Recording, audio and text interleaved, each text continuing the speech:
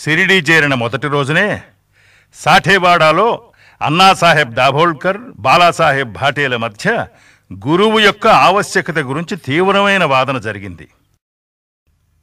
నేను ఒప్పుకోను. అది కాదు దాభోల్కర్ గారు, ముందు నా వాదన వినిపించుకోండి. అసలు మీ వాదనే తప్పండి. సరే, మీరెన్ననే చెప్పండి భాటే గారు, నా వాదన మాత్రం ఒక్కటే.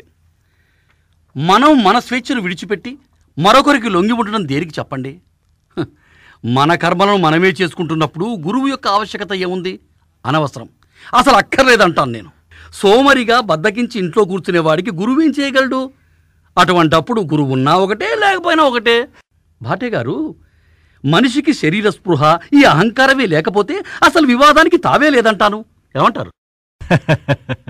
సరేలేండి, ఎవరి అభిప్రాయం వారిది. ఈ వాదన తెమిలేది కాదు. అబ్బో, గంట దాటిపోయింది, మసీదుకి వెళ్ళాలిగా. అబ్బా, నేను గమనించలేదు. పదండి, వెళదాం. పదండి.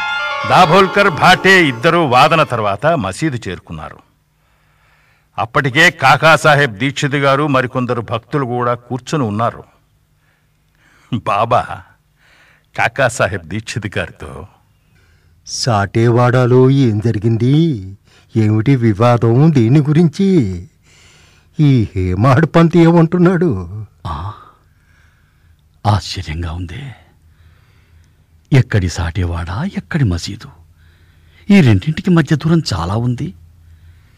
మా ఈ వాదన బాబాకెట్టా తెలిసింది?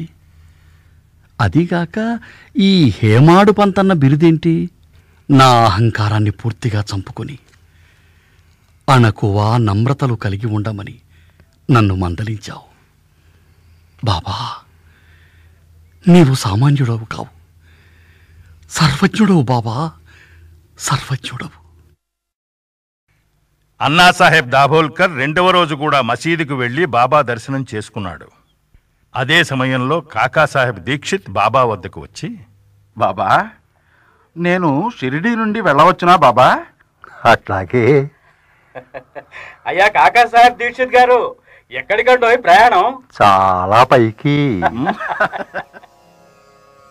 బాబా, నేను వెళ్ళాలనుకున్నా దానికి మార్గం ఉండాలి కదా. అక్కడికి పోవడానికి అనేక మార్గాలున్నాయి.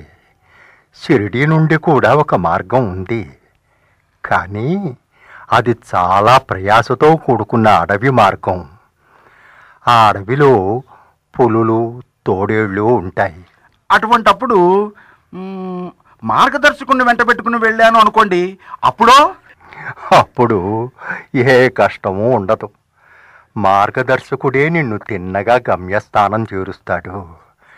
అడవి మార్గంలో నీకు ఏ ప్రమాదం జరగకుండా కాపాడతాడు. మార్గదర్శకుడే లేకపోతే అడవి మృగాల చేత నువ్వు చంపబడవచ్చు, లేదా దారి తప్పి గుంటలో పడిపోవచ్చు. ఈ దాభోల్కర్కు సరి అయిన సమాధానం. వేదాంత విషయములలో మానవుడు స్వేచ్ఛాపరుడు అను నా వాదన నిష్ప్రయోజనమని తెలుసుకున్నాను బాబా. పరమార్థం ఏదైనా అది గురుబోధన వల్లనే సాధ్యమని ఈ దాభోల్కర్ అర్థం చేసుకున్నాడు బాబా. నా అజ్ఞానానికి నేను సిగ్గుపడుతున్నాను బాబా, సిగ్గుపడుతున్నాను.